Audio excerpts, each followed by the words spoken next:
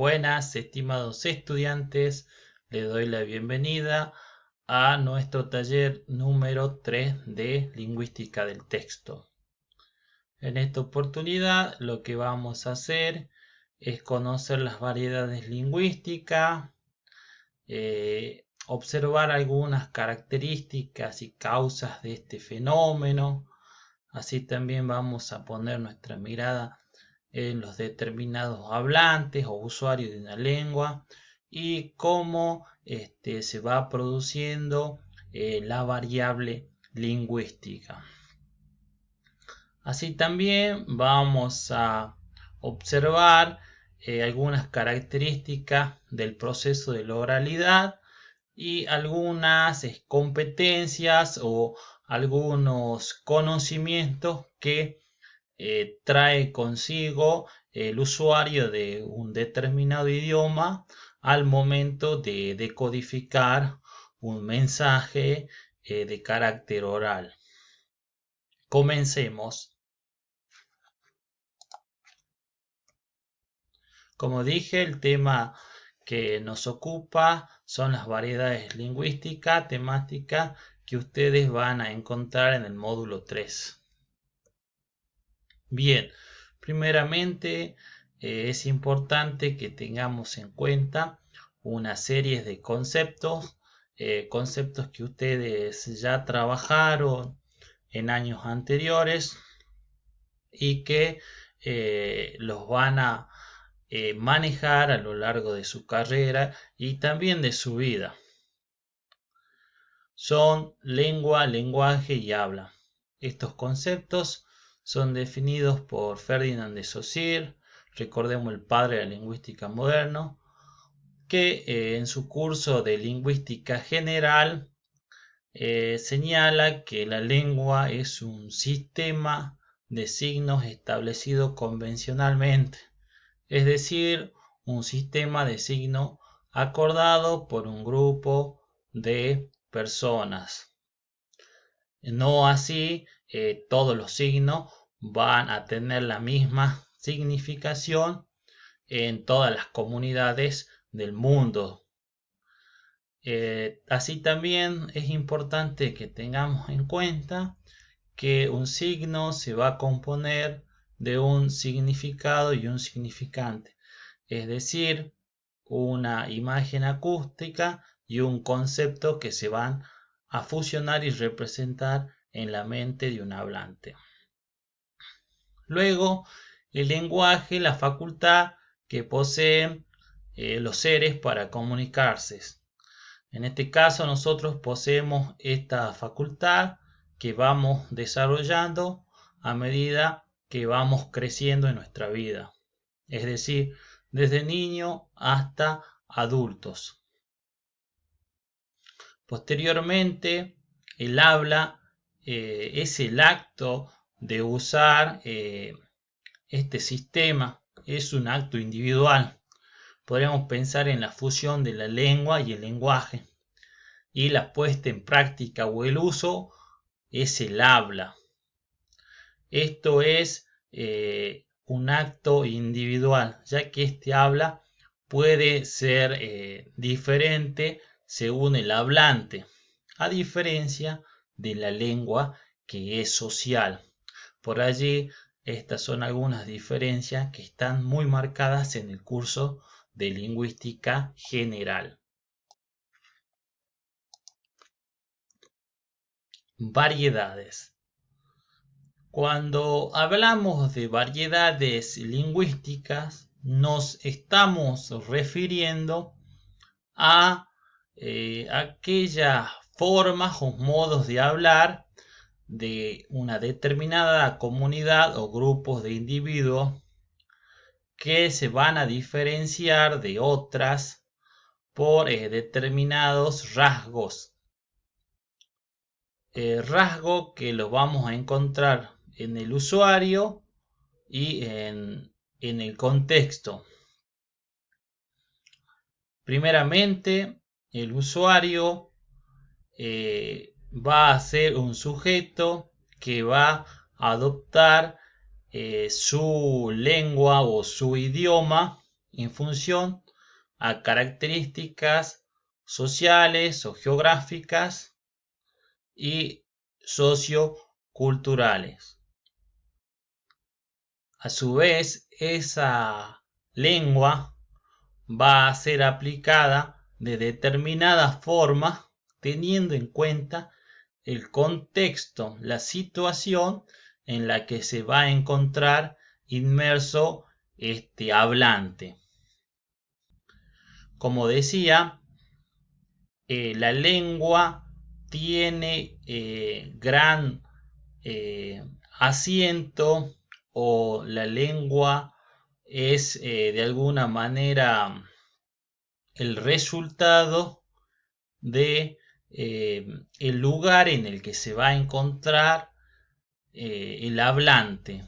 Por allí podemos pensar en un sujeto que vive en el campo y otro que vive en la ciudad. Estos dos sujetos por ahí van a resultar una gran oposición a la hora de analizar su lengua, entre otras cosas, ya que van a manejar el mismo sistema de diferente forma.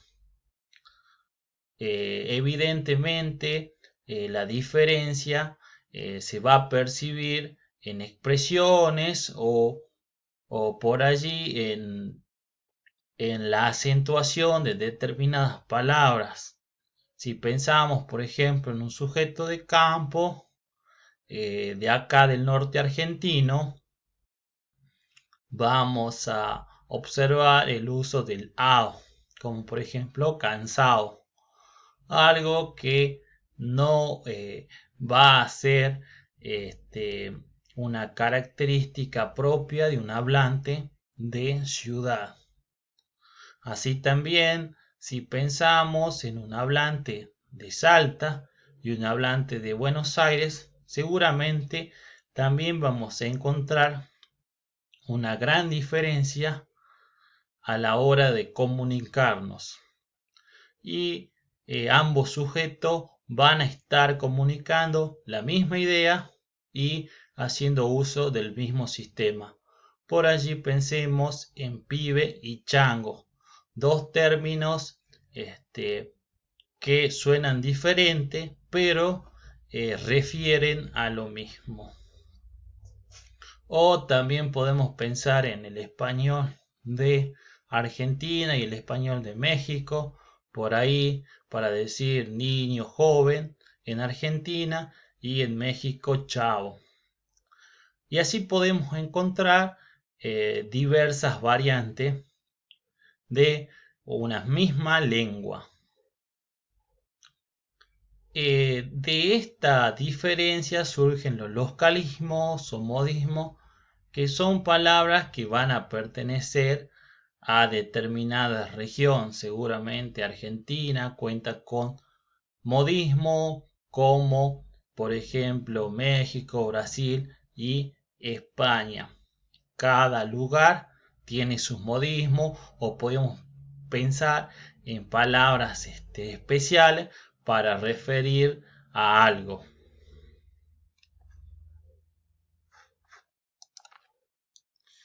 Ahora bien, en lo que respecta al aspecto social, tenemos una serie de variantes que van a depender del sujeto, del nivel del sujeto y del grado de formación, como así también de la edad. El nivel, por allí podemos pensar en el nivel académico. Puede ser una persona culto o inculto, es decir, una persona que de alguna manera cuenta con determinados estudios y se apropió de determinadas normas del sistema. Las maneja tanto a nivel oral como escrito. Y no así un sujeto que no ha transitado una estadía de escolarización. Ese sujeto seguramente no va a contar con las mismas herramientas que cuenta el otro sujeto al momento de comunicarse. Este último podemos pensar que se apropió del sistema de una manera de escucha y repetición. Y seguramente va a tener dificultades al momento de hacerse entender mediante la escritura. Ahora bien, dentro de la sociedad se van a desarrollar o generar las denominadas jergas. Estas jergas son una variante de la lengua estándar, es decir, la lengua que hablan las personas en general y una lengua manejada por todos. Las jergas podríamos pensar que es una alteración, una modificación que habla un determinado grupo de sujetos. Muchas veces estas jergas generan términos que no son entendidos por sujetos que hablan la lengua estándar. Por ahí podemos pensar en jergas carceleras, en jergas militares y muchas otras jergas que van a ser manejadas simplemente por los sujetos que integran ese determinado grupo. Ahora bien, los tecnicismos. Los tecnicismos van a ser aquellos términos técnicos que van a referir a una determinada disciplina. Si pensamos en el ámbito militar, seguramente tienen determinados términos que entienden únicamente ellos, o en el ámbito de la medicina para referir a diversos procesos de sea efectuación de operaciones o material quirúrgico con el que se trabaja. Así también podemos encontrar tecnicismos en una persona que desarrolla trabajos como por ejemplo de electricidad, etc. Es decir, que refiere a un grupo de profesionales que manejan una disciplina. Estos términos se van a desprender de esa disciplina o ciencia y va a ser usado por este grupo de sujetos. Ahora bien, en el caso de la edad, nos vamos a referir a las palabras que manejan determinados grupos de personas con cierta edad. Podemos pensar en jóvenes, en niños, en adultos y en adultos mayores. Seguramente un niño del siglo XX o del siglo XXI no va a hablar como lo hace su abuelo. Su abuelo seguramente contará con diversos términos, pero antiguos, términos propios de su etapa. Además, también hay que tener en cuenta que, como dice Saussure, la lengua va mutando, va cambiando, así que seguramente este sujeto de edad adulta mayor se va a encontrar con términos que no conoce y que van a ser producto de la evolución de la lengua, de la evolución de la tecnología y del hombre. Término que se va a ir apropiando con el transcurrir de los años. Como le decía, la edad es un factor que va a intervenir a la hora de detectar el significado de determinados términos. Términos que van a ir surgiendo según la época o el momento social en el que nos encontremos.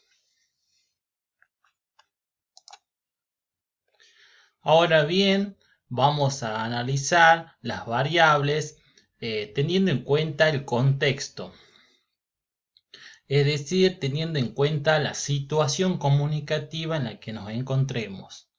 Los hablantes van a utilizar determinados registros, según las determinadas competencias comunicativas, lo que él conozca de su lengua.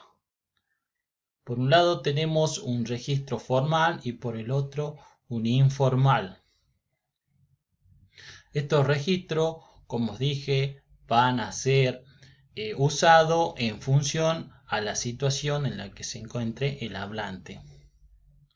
El formal va a dar cuenta o va a ser utilizado para situaciones en donde no exista una relación muy amistosa, más bien una relación alejada entre los hablantes. Los hablantes no se van a conocer y el grado de confianza no va a ser el mismo que en los registros informales. Este registro se va a utilizar, por ejemplo, en ámbitos académicos, en una relación entre un profesor y un alumno.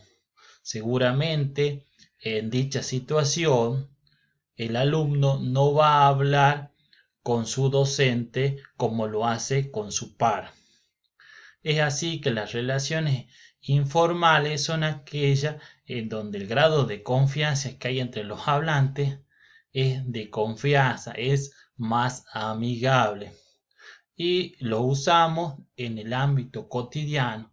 Por allí podemos pensar en una charla entre una madre y un hijo o una charla entre amigos.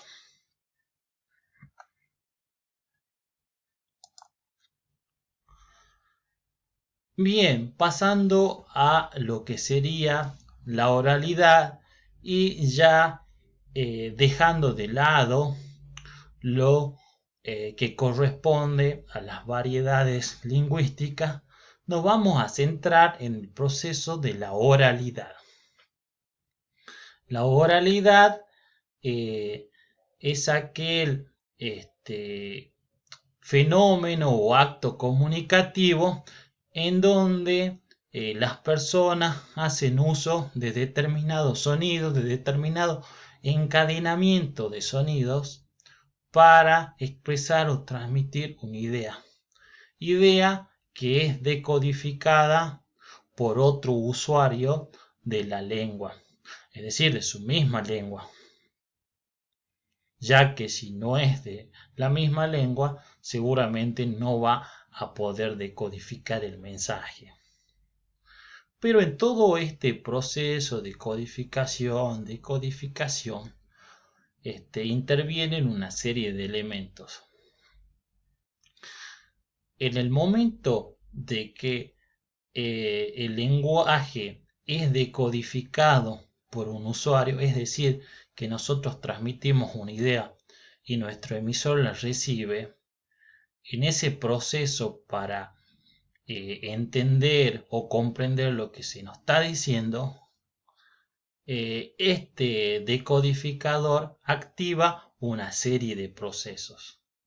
Una serie de procesos que tienen en cuenta diversos elementos que se van a producir en ese acontecimiento comunicativo. Y ellos son la lengua verbal, lenguaje no verbal y el lenguaje paraverbal. Es decir, que se van a tener en cuenta estos tres tipos de lenguaje. El lenguaje verbal. El lenguaje verbal es el propio hecho de usar las palabras.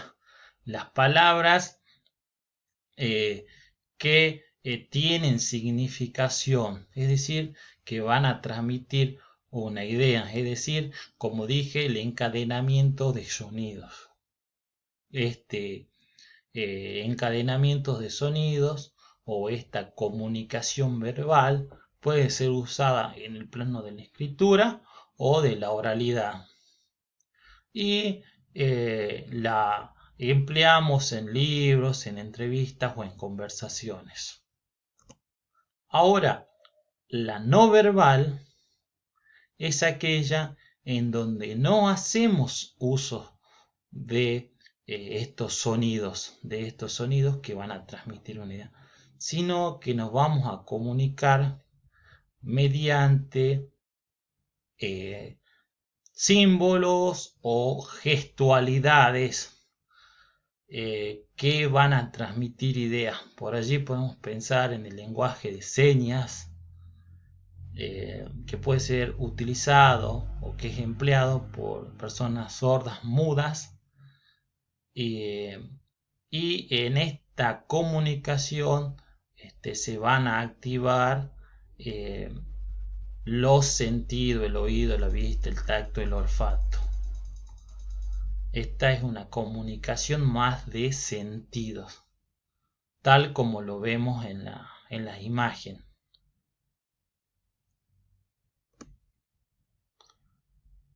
Así también vamos a tener en cuenta una comunicación o acto prosémico. Esto es el estudio de proximidad o lejanía de un sujeto y otro, o de un sujeto y la situación, el lugar físico en el que se encuentra. Por ejemplo, pensemos la proximidad entre dos sujetos.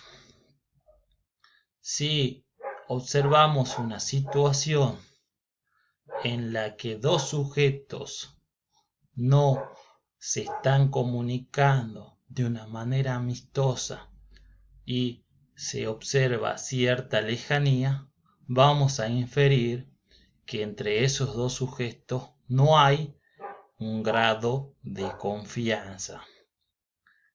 Esto es lo que observa la prosémica. Por otro lado, también vamos a observar la situación comunicativa en la que se encuentra el sujeto, es decir, el sujeto y un determinado espacio físico. Si pensamos en una conferencia, un grupo de personas que escuchan y un sujeto que se encuentra en una posición superior, en un atril, dando una conferencia. Allí se está marcando el distanciamiento y una posición de poder sobre los hablantes que están interviniendo en esa situación comunicativa. Lo mismo podemos pensar en una iglesia o en una universidad. Por último, tenemos los elementos paraverbales que van a referir a aquellos sonidos que se realizan producto de la articulación del aparato fonador humano, que van a ser la vocalización y la voz, el timbre, la intensidad y el tono. Ahora bien, los actos de habla es aquel acto de hacer uso de la palabra y en ella marcar una acción que cause un efecto en nuestro emisor. Dentro de los actos de habla tenemos el locutivo, el ilocutivo y el perlocutivo. El locutivo, primeramente, es el acto de decir algo, de observar y significar lo que dice el acto propio. Por ejemplo, si digo, pásame la pelota. El acto ilocutivo es esa idea de pasar la pelota. Ahora el acto ilocutivo es la intención que yo tengo con esa pregunta o con ese enunciado, que es decir algo. Pásame la pelota. De alguna manera es una orden. Así también podría haber hecho una pregunta, ¿me pasas la pelota? Y variar el sentido o la acción de lo que estoy diciendo. Y el perlocutivo es el efecto que voy a causar en mi receptor. Es decir, si él va a responder a mi orden o a mi pregunta según cómo el emisor haya formulado su enunciado. Estimado, esto ha sido todo. Espero que les haya servido y las ideas sean productivas para ampliar sus conocimientos. Este taller propone una serie de actividades las cuales ustedes van a tener que realizar de manera grupal o individual según su comodidad, y en las actividades se van a encontrar con análisis de caso, de situaciones cotidianas en las que van a tener que detectar o inferir las variables que mencioné. A su vez van a tener que ir ejemplificando y van a tener que observar esta idea de acto de habla, la idea de hacer uso de la palabra con determinada intención y cómo esa intención es recibida por el receptor. Posteriormente van a tener que formular un texto de carácter expositivo o informativo. Es importante que al momento de formular texto, sea la tipología que sea, tengan en cuenta las estructuras y los determinados procesos discursivos y estilísticos que amerita la tipología. Tengan en cuenta estos señalamientos al momento de hacer su texto. De esta manera me despido y espero que se encuentren muy bien. Saludos a todos. Chao.